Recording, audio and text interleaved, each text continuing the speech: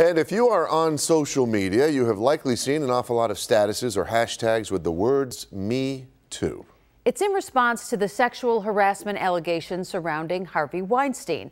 Well, here's how it started. On Sunday, actress Alyssa Milano tweeted a note encouraging victims of harassment to reply with the words "Me Too."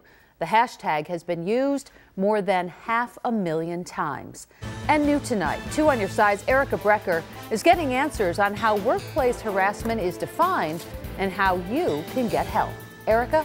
Mary Alice, sexual harassment is a huge problem. It has been for a long time, and the unfortunate reality is that it will continue to be.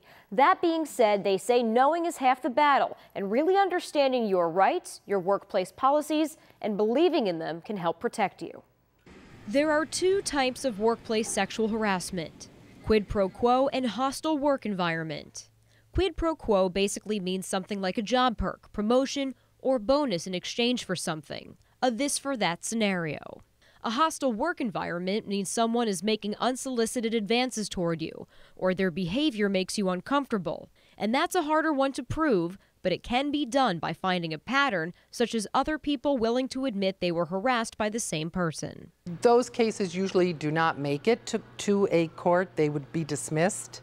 However, whether it's really a he said, she said, it goes to the silencing of this claim. Lindy Korn, a discrimination attorney, estimates nearly half of her cases since she started her practice in 2002 have been about sexual harassment. It is something that, until recently, is often buried because there's lots of shame and blame for someone who has been sexually harassed. We asked you some of the biggest reasons for not coming forward. The #1 response was retaliation, followed closely by victim blaming, shame, and job loss. Korn said most companies these days try to follow best practices. Some of those are creating opportunities for people to use an open door, to go to speak to HR, or even to make a complaint to somebody they feel comfortable with. But where else can you find help? The Department of Labor's Equal Opportunity Commission allows you to file a complaint online, but there's no specific haven for this type of abuse.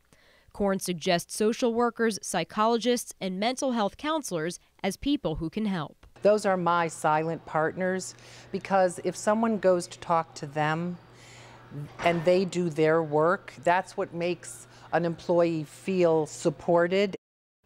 The Me Too campaign is also meant to raise awareness that sexual harassment happens everywhere, like catcalling that can occur when you're walking down the street. Korn says workplace harassment is tough to prosecute legally because it's a violation of civil rights and it's handled differently than criminal acts like sexual assault and domestic abuse unless there's a lot of proof.